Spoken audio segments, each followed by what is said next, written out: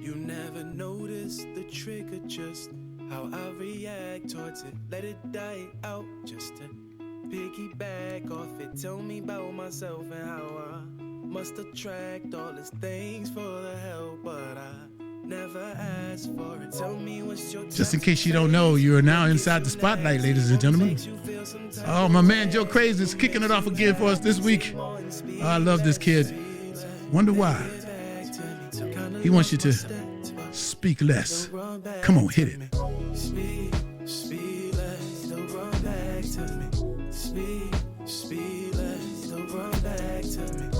Want you all to join us now tonight. Got a special guest. Special guest.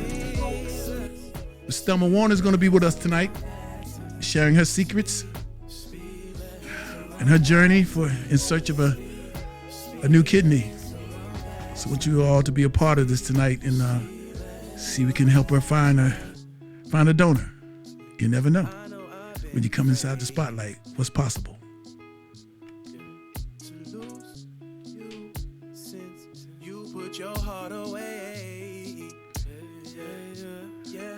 It's about to start. Everybody's got to go down one time and get all this possibility of the spotlight. I started this some time ago. It was a dream of mine, and now it's real. You know what I'm saying? You can dream it. You can live it. Come inside the spotlight.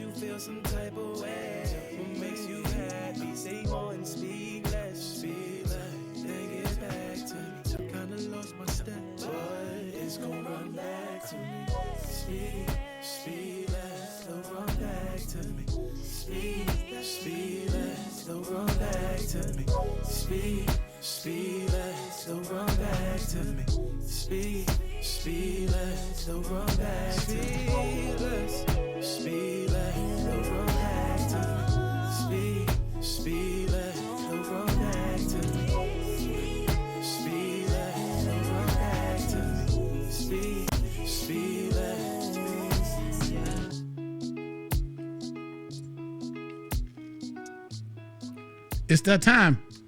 9, 8, 7, 6, 5, 4, 3, 2, 1. Hit it. The Spotlight Podcast is starting now. Please welcome your host, Joe Gray.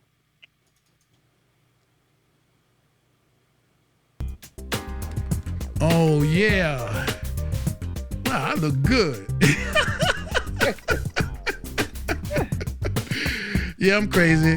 You know me. If you know me, you know I'm crazy. I got this crazy smile 100% of the time unless I'm asleep. You know what I'm saying? Right now, you're inside the spotlight with me again, right here, 7:30. But on a special day, for a special reason, we got my homegirl, Thelma Warner, who's in search of a kidney. So I reached out to her to say, Thelma, how can I help? Can I share your story with the masses? She said, of course. So here we are tonight, getting inside the spotlight to share the story of a journey for a kidney donor for my homegirl, Thelma Warner. So if you know anybody out there that might be a possible donor, or you yourself may be a possible donor, the number is at the bottom of the screen, 646-209-7946. Call us and talk to us tonight. You can also call in and talk to Thelma, and I have a couple other special guests with me tonight. We're going to divulge that in a few minutes. But just want you to know that you guys can definitely be of help and be of service tonight with Thelma and her search for a new kidney. Some of the photos that I'm going to show you tonight are going to be kind of graphic, but I think that's what it takes to let it hit home, the severity of what's happening with this individual and what she's going through right now. So, just be prepared for that, and just know that, we're about to do it. So if you're ready, I was trying to see if there's somebody that's in. I don't see anybody that's on yet, but, so be it.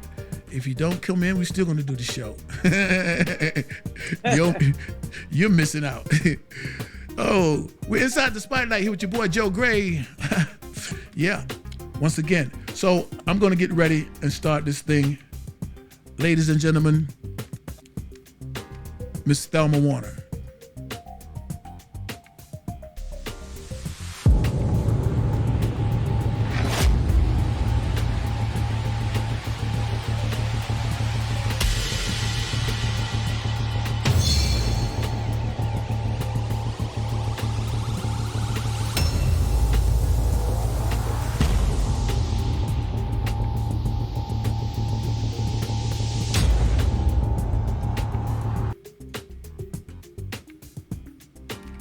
Thelma, Good evening. How good are evening. you? How are you?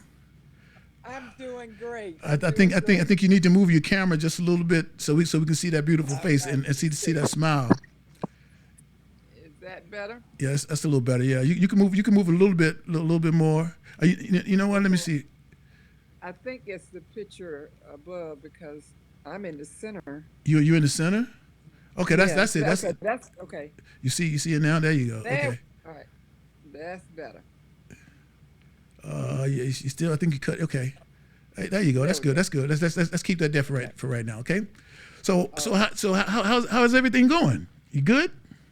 Oh yeah, I'm good. Today I had dialysis, and I'm a little weak, but it's been a few hours now, so I'm doing okay right this minute. So you actually had dialysis today. This morning, early this morning. So is it usually a morning event? Yes, I go there. I get up around 5, and I get out of here by 5:30. I'm usually they put me on by 5:45, and I get home about 10 o'clock. Okay, that's good. That's good. 10:30 at the latest. Okay. Wow. So this journey of yours with this wow, this traumatic thing we call searching for a donor for a kidney. That has to be an overwhelming task. Every day. It's hard work, baby. It's Yeah. hard work. Yeah, I hear you. So has there been anyone that has come close to being a Well, match to you? I've had 4 or 5 people to actually say they would donate, but medically they weren't cleared. Okay. And then I had a ghoster. And then, of course, I have a donor now, but she has to lose some weight. Okay. And once she loses the weight, then they'll find out if she's a match. Okay. But they won't do the process until she's lost the weight, and then we have to find out if she's a match. If she's a match, then and everything else is good, then we'll go with it. But if not, that's why I have to be on a continuous search for a donor. Okay, I understand. And Right. and how does that affect you on a daily basis? I think we got a little delay happening here. I don't know why, but I don't know how to correct that. I'm not going to try right now because we're in the midst of the show. But Okay. how does that affect you on a daily basis? Getting up in the morning or either going to bed at night and wondering if tomorrow's going to be the day.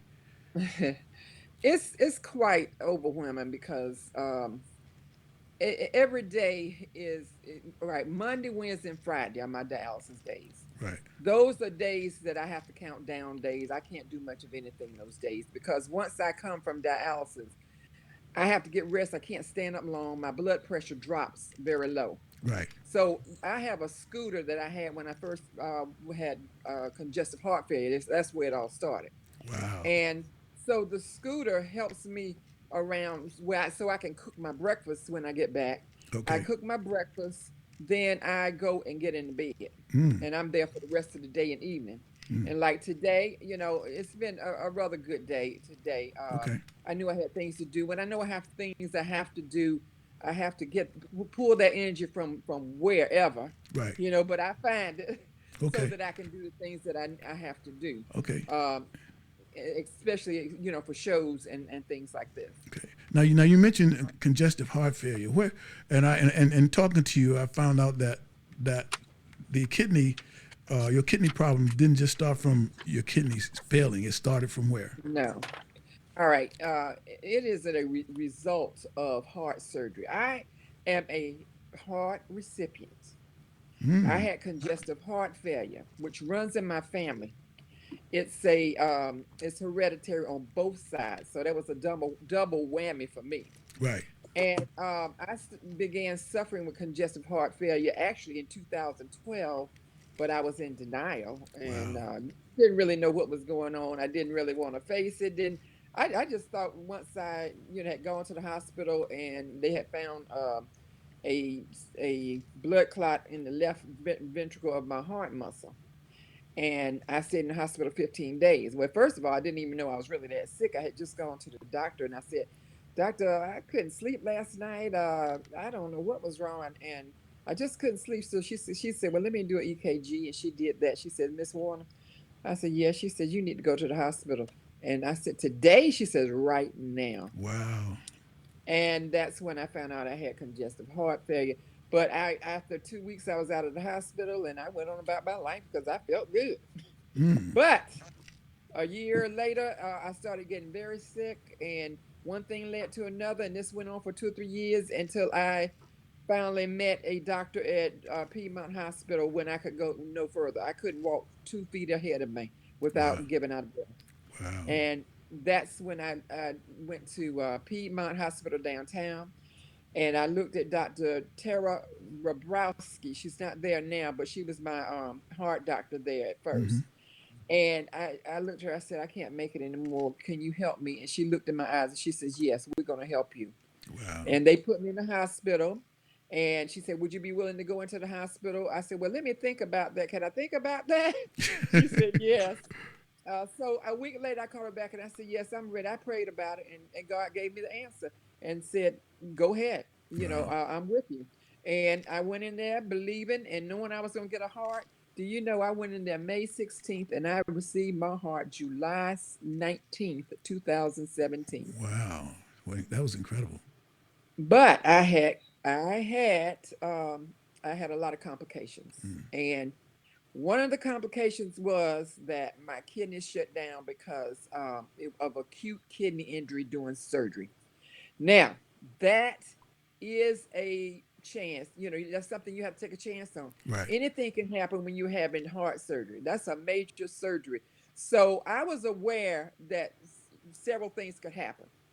And I just happened to get on the end where my kidneys messed up. Wow. But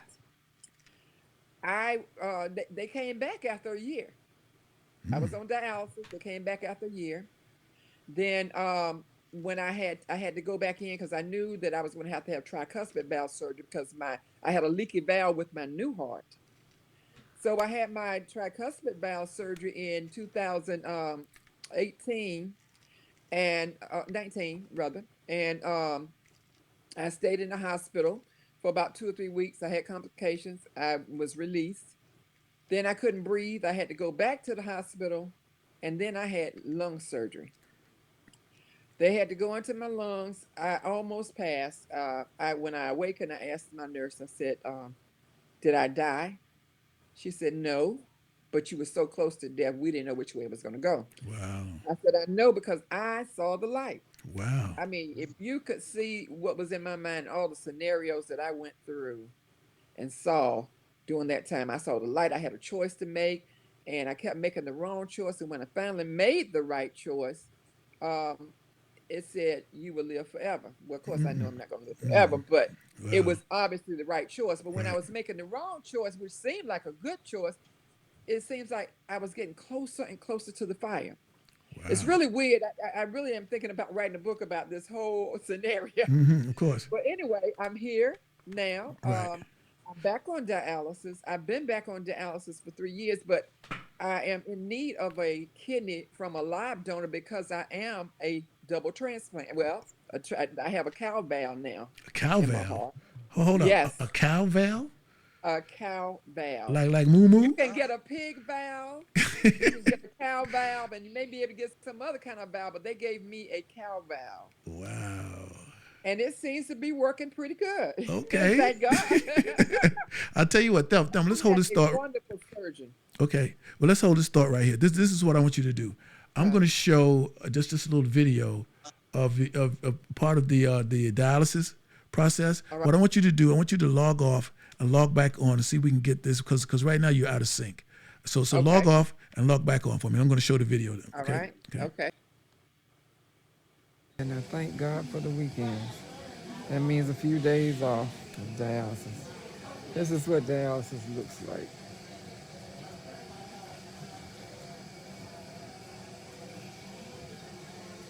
I come here 3 times a week. Boy, look at me. I guess you can see the toll it's taken on me. But anyway, I just wanted to share what dialysis looks like. And I'm wishing you a pleasant and blessed weekend.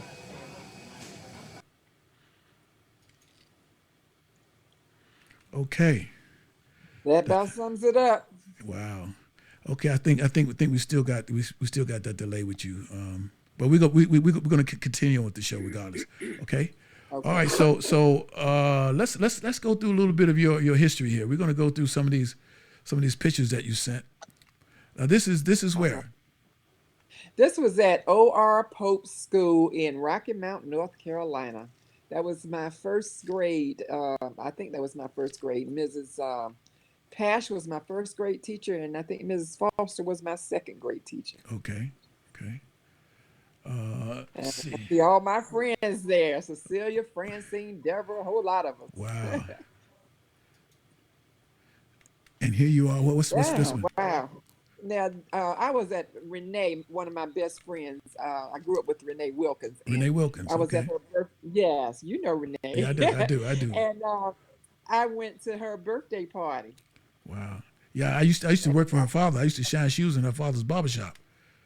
Oh yeah, Yeah. Mr. Jesse. Yeah. Small world. Yeah.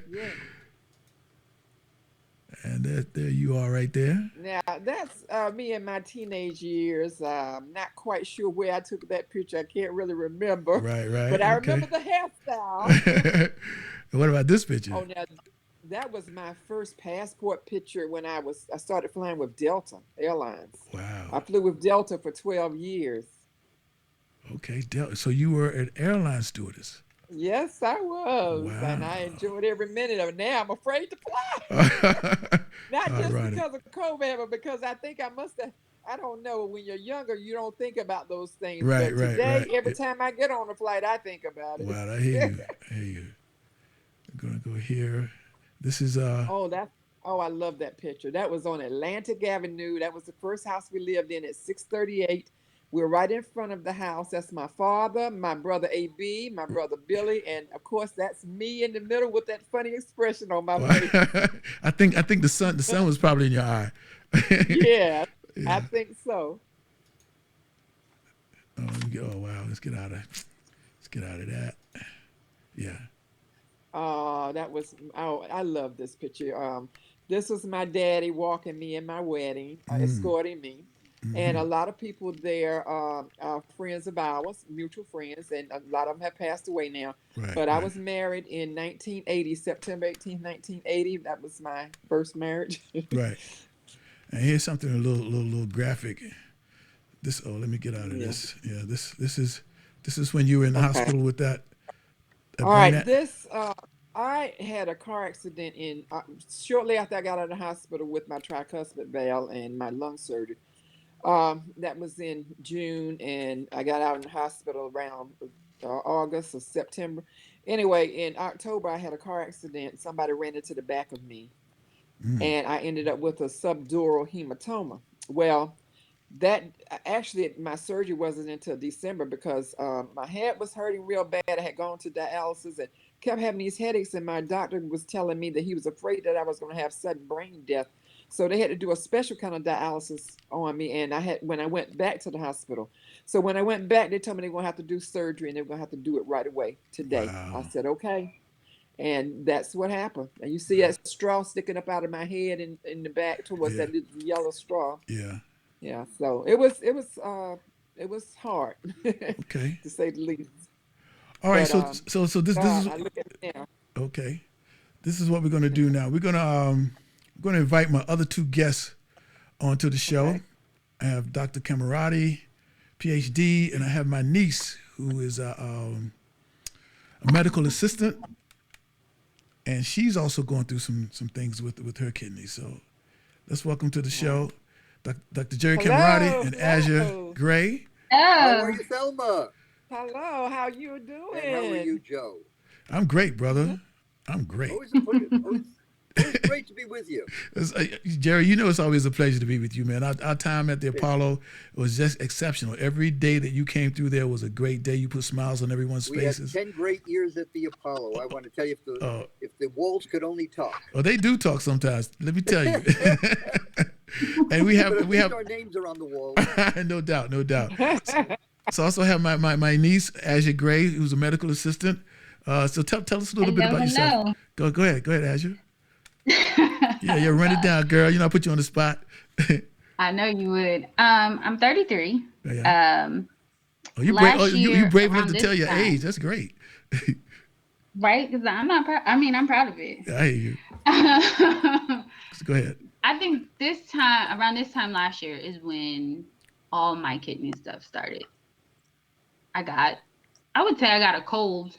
Thought it was just a regular old cold, cough symptoms. And I let it lag until March of 2020. One weekend I went to go stay with my sister, and my grandmother was just pressed on me going to the doctor because I slept the whole weekend. And I literally just got up to eat, went back to sleep, got up to go to the bathroom, went back to sleep. And she's just like, that's not you. You know, you need to go to the doctor. And I kept pushing it off. I was just like, I'm just tired. I just worked too much and it's school and all that other stuff. And I just kept pushing it off until one night I couldn't. I just kept throwing up all over the place. And I'm at work throwing up. Couldn't keep anything down. Just really, really lethargic. I couldn't lift anything.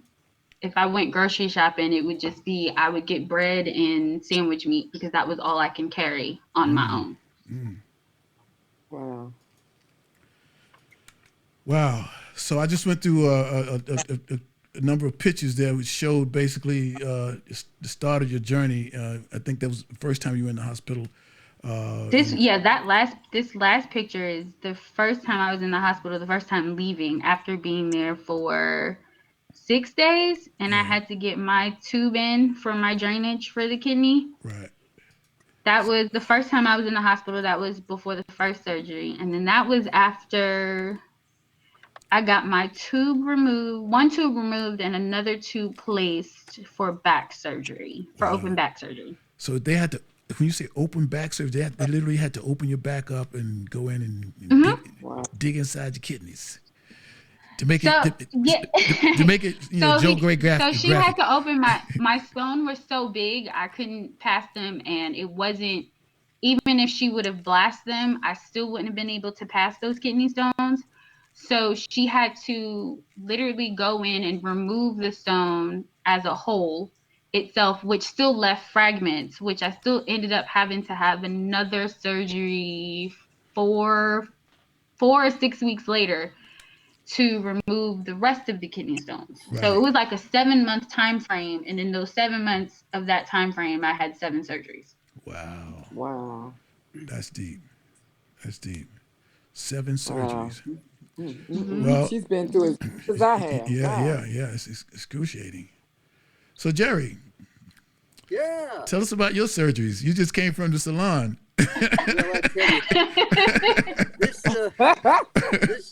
This show has really absolutely nothing to do with me. This is Thelma's day. Of course. And I think we really need to focus on that. You know, the National Kidney Foundation works very, very hard in this country and tries to move 97 cents of every dollar that is raised in helping kidney patients and trying to get them to survive. And since we've got a 3 to 5 year window, we've got to make sure that we can generally get those donors in order for us to have all of these patients survive.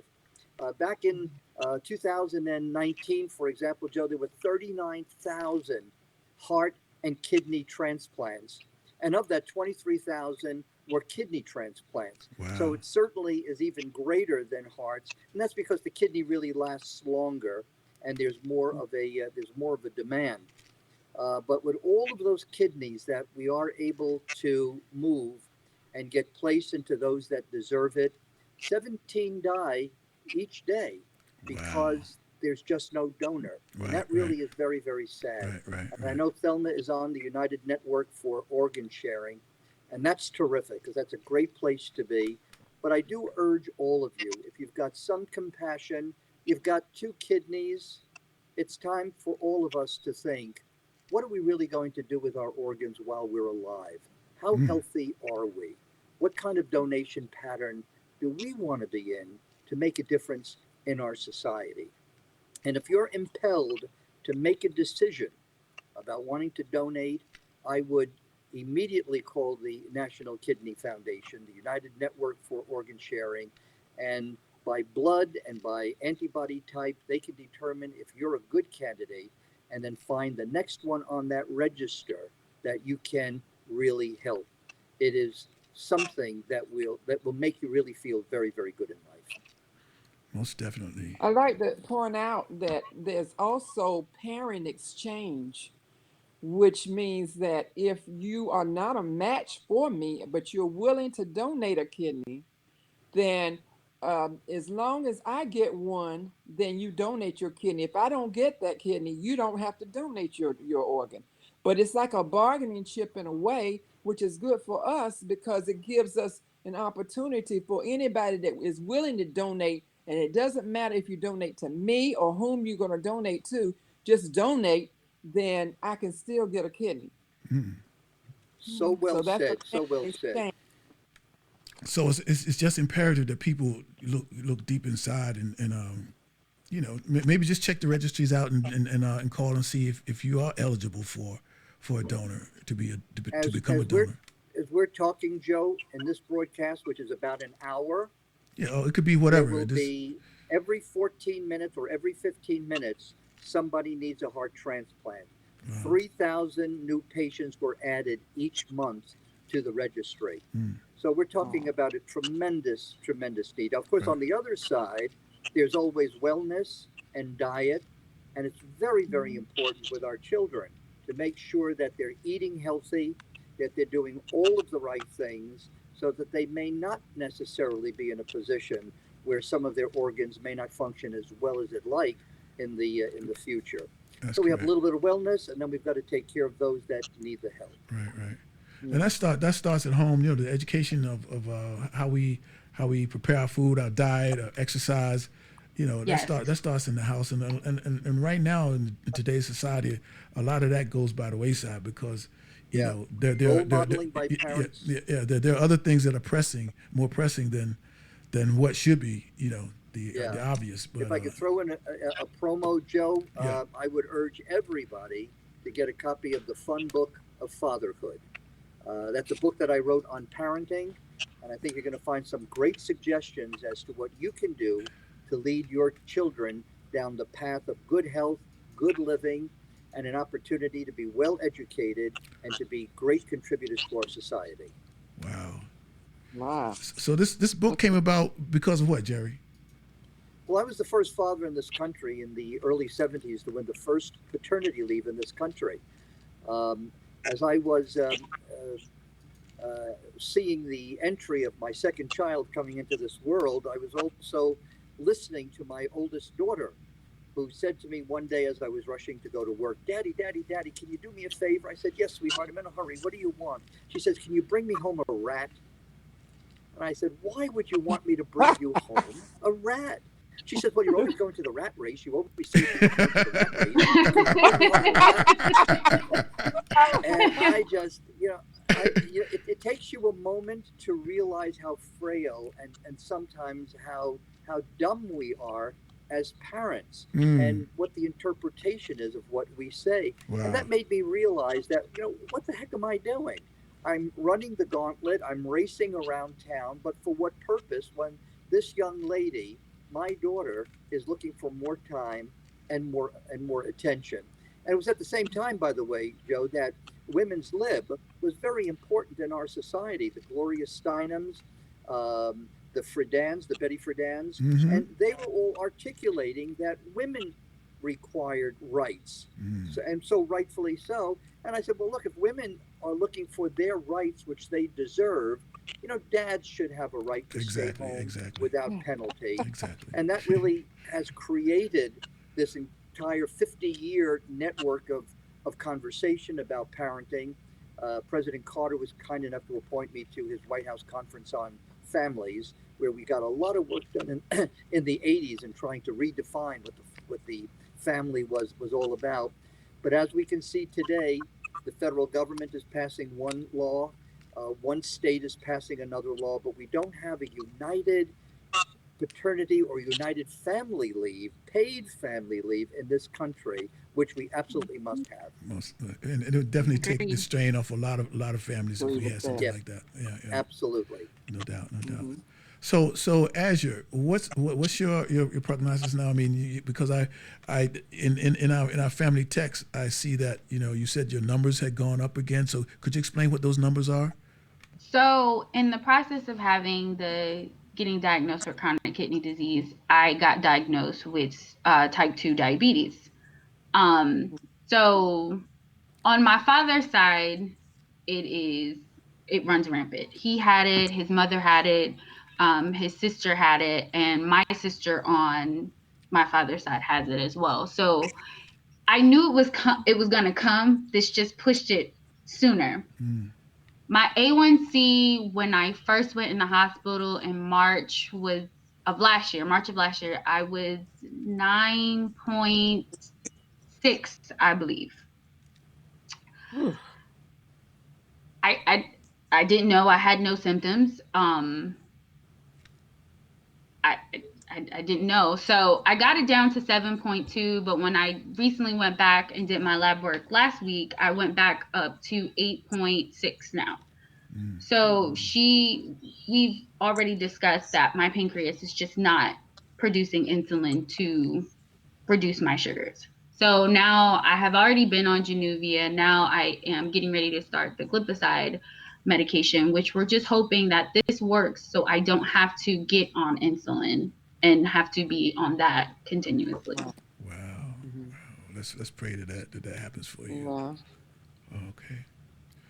Diabetes runs in my family too. And at first, when I first had my surgery, they had me on insulin and diabetes medicine. But now, Mm-hmm. since I lost 150 pounds, and now I don't have high blood pressure anymore, and I don't have diabetes. My Wow. A1C was last one was 4.3. Right. And that's what we're trying to get Yeah. at. And we just it's a give and take. She doesn't want to put me on so much stuff because I'm so young, and she's like, you can do this. And we have done diet, we are doing diet, we are doing exercise. She wants me to try to be vegan. Mm-hmm.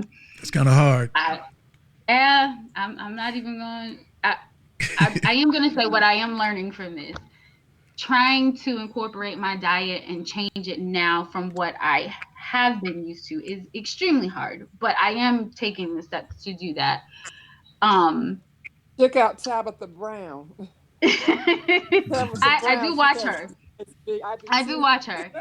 And it's really hard, but it's more of a self-control thing. And I have to constantly remind myself of the greater good of why I'm doing this.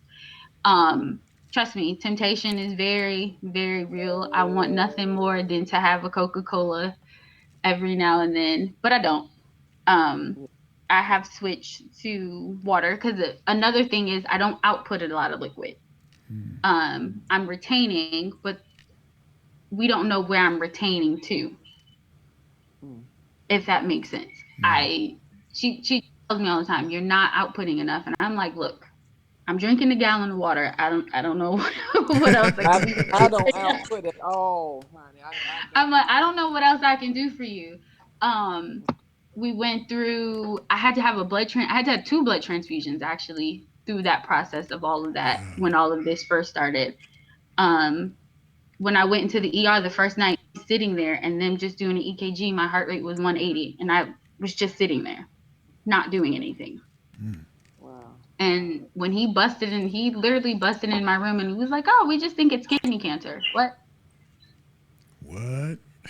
Like that was the Oh, first when I went in the ER, that was the first thing they said after the ultrasounds and everything. They thought it was kidney cancer and I needed a blood transfusion.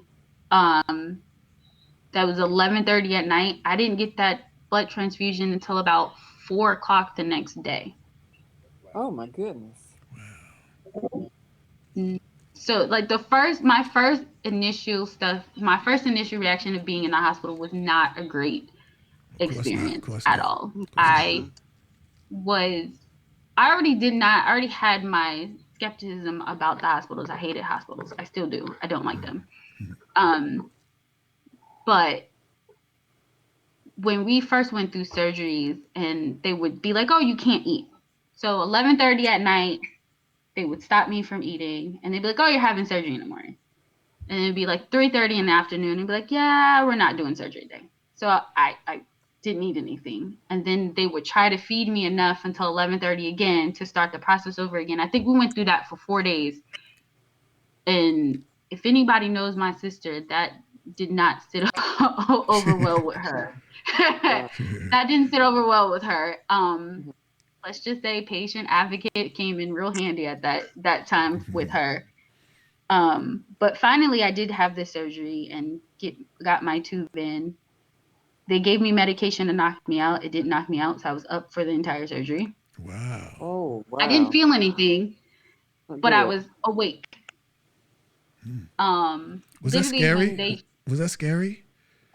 being in the hospital in general was scary for me because that was my first, I went through my first everything in this time frame. Being in the hospital, having surgeries, Wow. having to have blood transfusion. That was my first time doing anything. Before then, the only other time I was in the hospital was when I had an allergic reaction to shellfish. This was my first everything. And luckily, for me, I am going to say this. I got out of there before COVID got bad and they were just not letting people in the hospital anymore. So the day that I left is when they stopped letting family members come in the hospital with you. Wow. Wow, that's something. So Thelma, Thelma, you were saying, Yeah. and while she was talking, that you aren't able to Urinate. urinate. No. Wow. If I do, it's like a trickle, one little trickle, and not even. You could take a little. What do you call those thing that you A get thimble. A medicine thimble. with? Yeah. Yeah. The dropper? And- Oh, I know. The yeah, the dropper. dropper. That's what I was trying to think Okay. of. Yeah, but you wouldn't even fill up a dropper. Okay. Wow. Wow. So that means that I have to really watch the salt intake because it Mm-hmm. causes swelling. They told me a long time ago that salt was my worst enemy. So I don't use salt in the food that I cook, but I use Mrs. Dash and stuff like that. Then I have to watch potassium. I have to watch the phosphorus. I have to watch all of it. I take a phosphorus binder now, just so my phosphorus count won't get too high. But it makes it hard for you to figure out what you can eat and what you can't. Wow. Yeah, it So does. my diet has definitely changed, and I don't eat hardly as much as I used to at all. So my weight stays down. And actually, I'm glad to be back down to a 14. Because I had gotten up to a size 26, 28. And now I'm a 14. And every time I look at myself in the mirror, I think of my mother because she was slender. And I said, gosh, I'm looking more and more like normal. So Wow. I want to find a picture. now that's when I was all swollen up too. Look at my Yeah. face, look at Yeah. everything. I was in bad condition then. That was just, oh. I want to find this picture. Mhm. Yeah. That picture right there. Now you see how slender I have gotten. You can see it in my face and everything. Yeah. This was at MUSC at the beach after my cousin Marquita and I had gone to my evaluation in November. So I was accepted there. So I'm listed at MUSC and I'm listed at Piedmont Hospital in Atlanta, Georgia. And Monday I go to Florida for a week. I'll be there from Monday to Saturday, and I'll be evaluated there. Wow. So hopefully there'll be some good news, and shortly. The good news would be is if I get a live kidney donor. Exactly. Amen. Yeah, because Yes. I tell you, dialysis is no joke. It's no fun. Like day before yesterday, I had cramps so bad. Oh my God, they had to turn the machine off. And I Wow. mean, it makes you want to holler, cry, whatever, And I don't like to cry, especially in front of people. But sometimes it makes you do that. You can get cramps in your toes, your legs, and then it travels up, goes into your stomach. Feels like a bubble or something is in your stomach. I could press a spot and it feels like it just moves. You know, Wow. it's really weird, like a gas bubble or something. But it's no fun. It's no fun at all. And then of course the needles.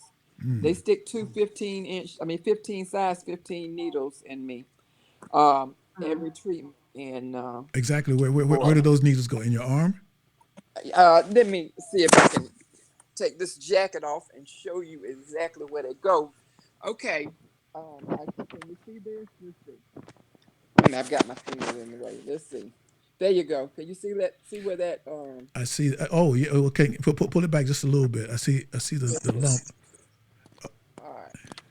I'm not sure how I can do. There you That's go. it. There you That's go. it. You're That's it fine. right there. Yeah, that's it right there. Oh, All right. wow. Wow. Wow. You see, that's what it's. I have an aneurysm in the middle of my arm. You see, Yeah. but they Mhm. haven't decided to do anything about that. And right now, the scar. You know, see, I've got to Scar take this tissue? bandage off. I'm gonna have to take the bandage off shortly because I have to take a shower. Wow. You know, definitely after treatments. I always take a shower every day, but I wait 2 minutes to take it, and so that I can clean my wound and everything. But Right. I Right. can probably take this off now, and you can see where they stick the needles in my arm. Okay. Yes, uh, all up and down this arm. You said that Uh, 15-inch needles? they're 50, Mhm. no, they're size 15 Oh, needles. size 15 needles. Okay. Yes, The way and you that Wow. can the way see that. that works, Joe, is the higher the needle number, Mm-hmm. the smaller the needle is. The Okay. lower the number, the The larger the larger. needle Right. is. Right. Gotcha. Normally, when you just get a quick take blood, Yeah. they'll use a 22 gauge or Mm-hmm. something much smaller. Right. Right. Yeah. Wow. And see, the day before yesterday, of course, they had because I was going to Mayo Clinic in Jacksonville, they had to take about 6 or 7 vials of blood from me. So of course that makes me weak too. And plus they have to give me for red blood cells, they have to give me a treatment for that. They have to give me iron and see red blood cells, iron, and one other one. I can't remember what that one is. Then of course I have to have heparin every time because my blood will clot.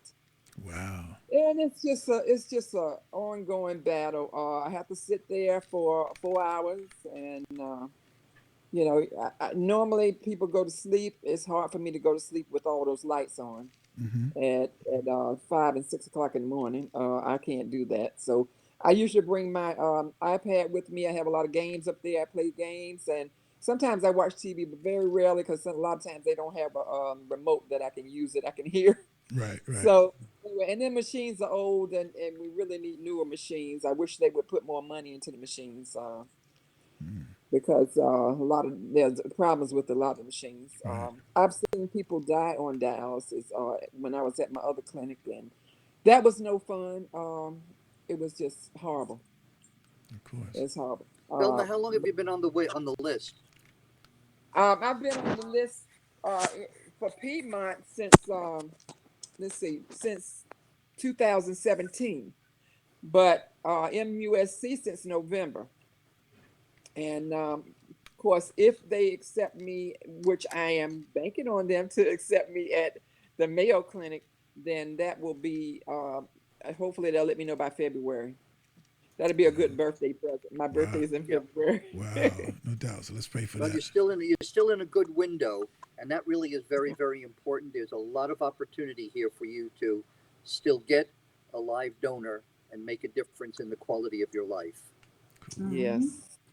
So let's take So let's take that's a moment. my Let's quest. take a go ahead. Go ahead, Thelma. What you say? No, I was just saying that's my quest. I'm looking for a live donor, Right. somebody who is healthy and that could you that can live with one kidney. Exactly. Because that's actually possible. Just like the liver it regenerates itself, and that's how people are able to donate a piece of their liver to help somebody. You Mm-hmm. know, it's Mhm. amazing what don't organ donation can do. And to be honest, I have to tell you, my grandfather was waiting for a transplant. That was before they even had the transplants. Well, they had done it on the gorilla, but he passed before they had perfected it. And my sister Candy was killed. She was murdered, and she was a donor, and she saved two people's lives. One of them, I understand, has passed away, but one is still living. Wow. Yeah. Wow, family history is crazy with you And little girls. did I know that the heart that my grandfather wanted, that his granddaughter would be getting. I'm very fortunate, and it seems that you know getting a heart was much easier than getting a kidney. Mhm. Wow. Yeah. Okay, so let's take this time to welcome those who are listening to us. I want to welcome like Kimberly Canton, CP Lacey, who's always with us, Adelia Ramos, Latoya Gooden, that's Azur's sister and my niece. Liz Baez is with us always. Yeah, Delia, yeah. And Tyrone 50, I think that's my man Shaq, who's he goes by that anonymous name, Tyrone 50. I like that. Hi, everybody. Yeah, he's from Rocky Mount also. We're definitely glad to have you all here. And just to have a little break into the show, Brother Jerry has come in and given us what has he done for us here? Going back to my good old days, huh? Yes, Joe? sir. Yes, sir. Yes, sir. Yeah. Jerry is gonna bless us with his talents. I did not know that he was so talented, but right now, Bring Jerry's it gonna. on. All right.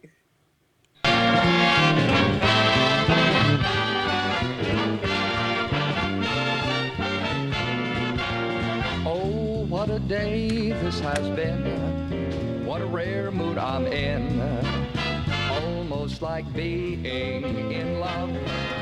Oh, there's a smile on my face for the whole human race. Almost like being in love. All the music in life seems to be like a bell that is ring-a-linging for me. And from the way that I feel when that bell stops to peal, I could swear I was falling, almost like being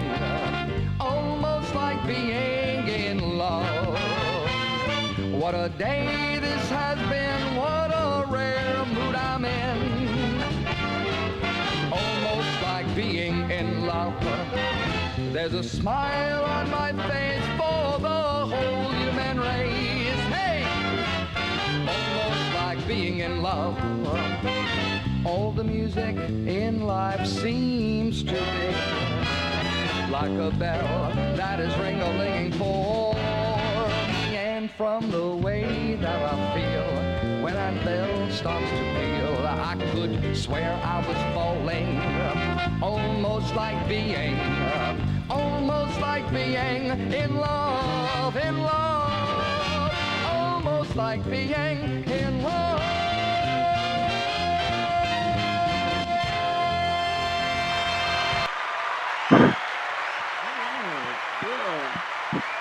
Jerry.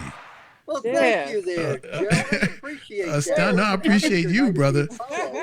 You just when you sent me that, I said, okay, what's this?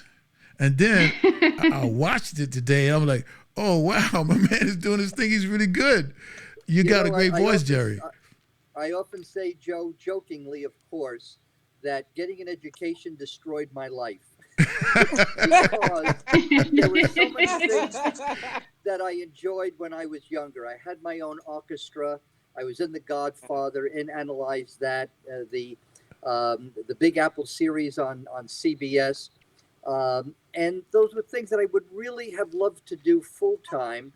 But I went to college, and when you get a degree, you have to be responsible about all of the people that helped you get that degree. Wow. And I just could not put my degree aside and say, I'm just going to selfishly go into entertainment. So I have that as part of my background. But I can tell you, I do make sure that when I'm with patients, and even when I'm with my medical students, I use my entertainment capacity. I use my techniques, my ability to wine, dine, and to be empathetic, and to really understand, and to make everybody feel that they're the very best. And that's important. That's what an entertainer does. You're exactly right. And how lucky they are to have you be in their environment, brother. Just as when you walk through the doors of the Apollo each and every time that you're there, that's like a light that brightens the room because your energy and your personality. Just like the first time that you came on with Thelma and I the other night, and where you were really hesitant about even doing the show because you thought you had taken the assumption that we were going to do. It was like the music thing, you know. So when you sent me the video, but when you found out that it was about Thelma, you said no, this has to be, you know, about her, and we can do me some other time. You stepped down, but when you came in, you talked to Thelma and I the other night, and how we just clicked and the fun that we had. I said no, you have to be in on this interview, brother, because your energy and your knowledge is great, and I'm glad that you're here. You definitely. I think our job in life, our mission in life, is really to help other people reach their goal. Yes. And a little love, a little affection, a little compassion can always make somebody else feel better than they feel about themselves. And in the process, they can go on and really accomplish great, great things. Exactly. Particularly with our children. Especially because they are the future. So speaking of the children, so the kids in the video, those were your children? My grandchildren. Your grandchildren. Oh, they're beautiful. They are my grandchildren. Yeah, okay. And I cherish them to death. Great. Wow. So Thelma, are there any outreach or numbers that we can the people can call to Yes, to reach you? Let me see if I can put that up right now if it is. So right. let's see. Give me the number. Okay, let me get my phone. So back in the day, we didn't have to get our phone, Thelma. You remember when we actually remembered phone numbers? Oh yeah, we used to remember phone numbers. After I've had brain surgery and everything else, I can't remember that much anymore. At least not as much as I used to. Well, I'm telling you. I'm telling you right now, brain surgery has nothing to do with it because half the population right now is in the same category. We can't remember numbers either. Yeah. You know what? I think I I'll tell sent you the information because I can't find my phone right now. Okay. Well, I'll put it up and make sure that people know, where. But, Piedmont Hospital is the first one, and I do know it's. Well, I'm not even going to try to remember say the number because I'll get it all wrong. So I got you. You've got it. So just list it for me. Okay, I'll definitely do that. All right. This is definitely. It has to be a live donor for Thelma. That becomes that's very right. important. That's very important to know that has to be a live donor. Right. I mean, I could accept a deceased donor, but they said that I would have more of a chance because I am already a recipient. That I would have a better chance of it being successful and living longer with a live donor. Right. And they are encouraging me. Each hospital has encouraged me to find a live donor. If not, I may be waiting 8, 10, whatever year, however long I can live with this, being in this condition. So as you and when you're in dialysis, you have a chance to go in cardiac arrest. Anything can happen. Wow. So and that's what happened to a few people that I saw pass. Wow. And that made me even go harder trying to find a live donor. Of course. This is my mission. This is my focus. And hey, this is my focus in life right now. People. I get all these people responding to me on Facebook. A lot of people trying to rap. I said, I'm not here for a relationship. I'm here to live. I'm trying to live. Yeah, exactly. Exactly. But people have been very kind and have. I have a web page created by Jeff Brown, and it's called Kidney for Thelma, or Thelma Needs a Kidney. So if you go up there, if you go on Facebook and you put Thelma Needs a Kidney or Kidney for Thelma, you should come up with my website that Jeff Brown created. And other people that have been instrumental were Jonathan Traylor. I have a T-shirt that is with Redbubble, and it has my picture on it. So there's a link for that on my Facebook page. I've done other videos, and that's on my page. But the person that really got this started for me was a young lady in my support group. Her name was Sandidra Strong. and she was very instrumental in hooking me up with Jeff, who has a brother named Jared. They're twins, and Jeff is in Dubai, and his brother Jared, who show I was on, Urban Alliance, I think it was, and that lives in Utah.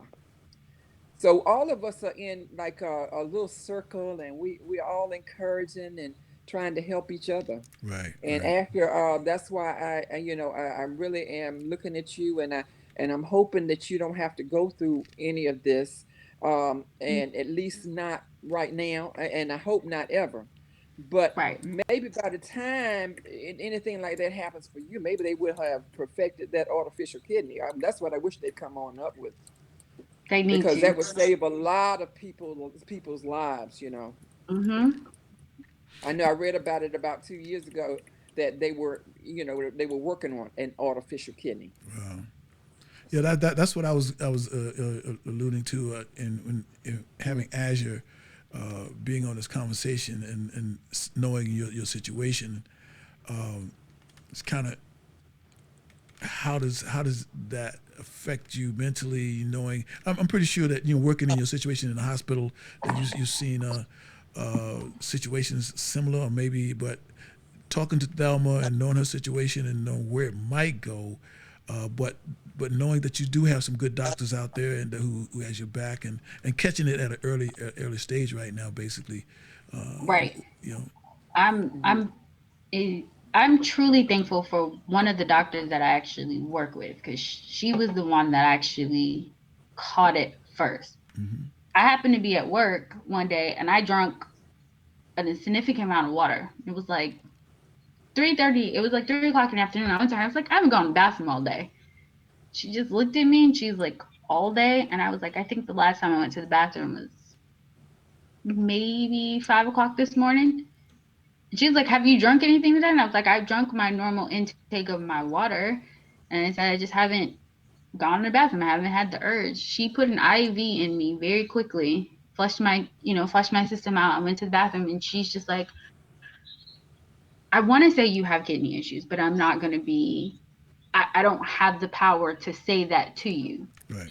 Um, but you do need to go and get yourself looked out. She's like, that's not normal. She was like, I get it. We get busy at work. And she was like, I understand. Sometimes we forget to go to the bathroom, just like sometimes we forget to eat because we're so busy at work of taking care of other people that we negate to take care of ourselves. Hmm. And she's like, I get it. She's like, but that's not right. And of course, me being stubborn, I pushed it off. And do I Mhm. wish I never I do I wish I didn't push it off as much as I did? Yes. I definitely do wish I didn't push it off as much as I did. I do wish that I paid more attention to my body and what was going on with me at the beginning of all this. 'Cause maybe, just maybe, I wouldn't be where I am right now. But I know there is a reason that I am where I am right now. So I can't look at it like, Mhm. oh, I can't Totally. look at it as a negative. I have to look at it as a positive, regardless. Because if I look at it as a negative, then I'm going to continue to dwell on it as a negative. Right. And You I just have to refuse to keep let fighting, myself to baby. go. You just have to Yeah, keep I fighting. refuse to let myself get like that. And I don't get me wrong, I'm human. I do have days where I'm just like, I don't understand why I'm going through this. Right. But then I realized it has to be a purpose behind all of this. There's a reason that I'm going through all this. So if me coming on here and talking about the preventives help someone else, that's me. That's my reason right there. Right. Right. Yes. Because Being, go now ahead. I just want to say this. Knowledge is very important. I do Mm-hmm. remember a very good friend of mine, comedian friend of mine, Monteria Ivy, passed away from a diabetic shock. Mm-hmm. I knew nothing about the signs of it, but he was actually the host of Amateur Night. That this particular Wednesday, he was drinking so much water that night. Yep. So much. And I joked because that's when AIDS was out. So I was just kidding. Yo, you all right, man? You sure you got AIDS or something? Just joking with him. But actually, I think the next day or a day after that Wednesday, he passed away. Oh my goodness. Yeah. So maybe had I known a little bit more about diabetes and Hmm. and knowing that that was a particular sign of it, thirst, that that thirst Yeah, is being really thirsty yeah, is yeah, definitely a yeah. sign. Mm-hmm. Um, the going to the bathroom frequently, your urine smelling that sweet smell. Mm. Those are all signs that I actually did have. And I just never, I knew it, but I'm just like, me being just bullheaded. Okay, well, let me just change this and this will happen. Um, it didn't go that way. Right. So this is just where I am right now. We're working out the kinks. I can honestly say that I am going in the right direction. So my right kidney is at what, 23% function. My left kidney is at 72 or something like that. Last March that kidney had no function in it at all. Like once we Wow. drained it, it was at zero. So they were Wow. prepared to take the kidney altogether. That's pretty much when I came out the hospital that first time where we were at. And 2 weeks later, when I had my follow up, he was like, "Well, you got function. I don't know how, but you got it because that usually doesn't happen." And he was like, "I can tell you now. Is it gonna get better? No." He was like, "Could it get better? Possible, but I don't foresee it getting better." And he only gave me, I think at that time, he gave me 4 more years with my right kidney before we actually have to get it removed. Wow. So Wow. knowing that, is that someone in your situation, could you like become a recipient now, or Me? yeah, could you get on the list now to as a preventive measure?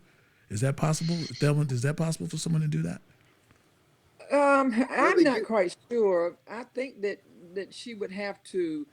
Well, first of all, they're going to evaluate you, and Right. then they'll decide whether they're going to put you on the kidney list or not. Mm-hmm. So if they evaluated her and she passed whatever their criteria is as far as the tests are concerned, then Yeah. of course they would put her on as long as they felt like she was healthy enough to be put on the list. Okay.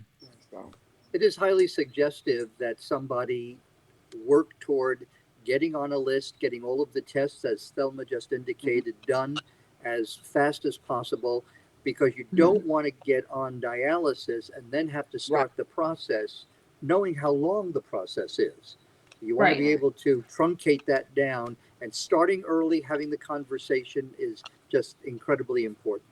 right. Mm. I agree with that. Yeah. I think Yes. it would be better. Okay. And because see, when I discovered, I didn't realize that I had any kidney problems until after the surgery, and that's when they told me that I had had acute kidney injury during surgery.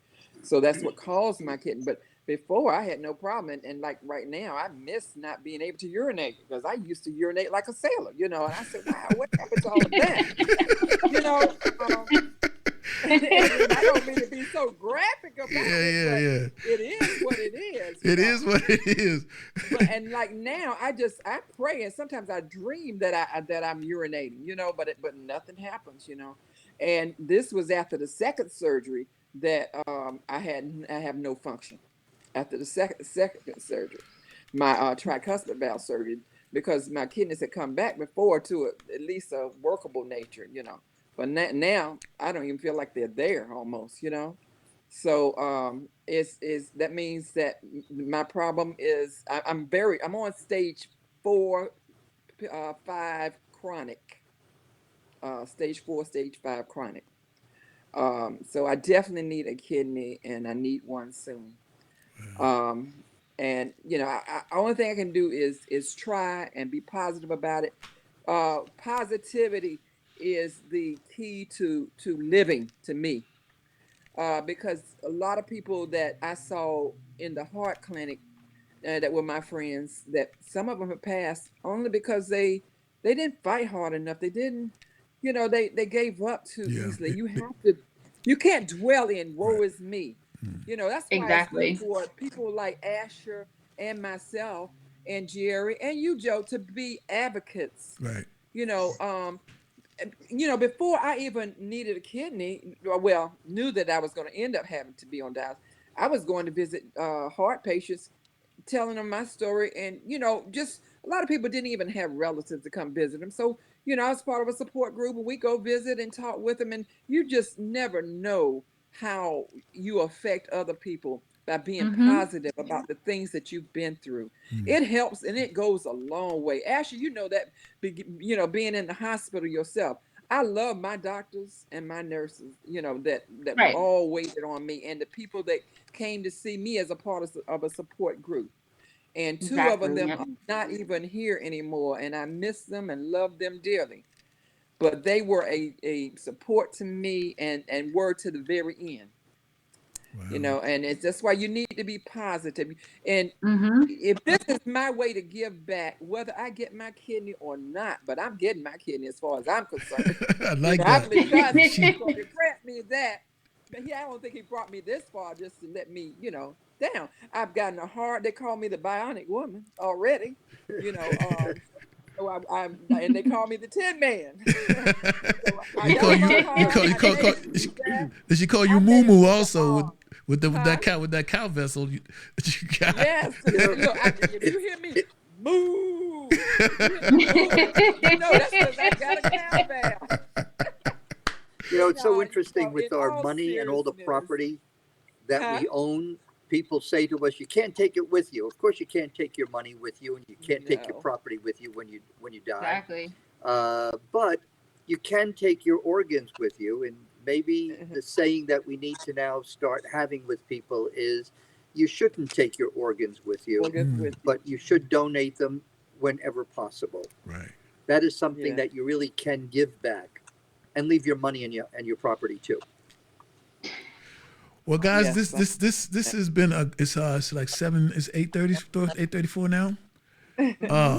This has been a great conversation, just like I knew it would be. I want to thank you all for coming on and Thelma, enlightening. we love you, and we're all watching out for you. Look, thank you all so much. And Asher, I'm gonna be praying for you too. I'm gonna pray for all of I'm us. praying for you Yeah, too. yeah. Well, what I'm I'm gonna do? gonna I'm gonna look up your page and post it on my page.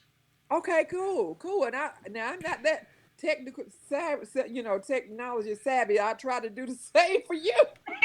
But if you can assist me, I definitely will. Well, I'm gonna share. I I'm gonna definitely share your will. information with each other. I'm gonna give Azure your information so you guys can become pals now. You know what I'm saying? Yeah. Rocky Mount's in the house. Rocky Mount, in North the Carolina. house. Rock Mount. Am I throwing up gang sounds or what? Hold up. Let me stop. Hold up. I don't put them down. We don't need that. Oh man, this has been great. I want to say I love you all. Thanks for being a part of the spotlight, coming inside the spotlight.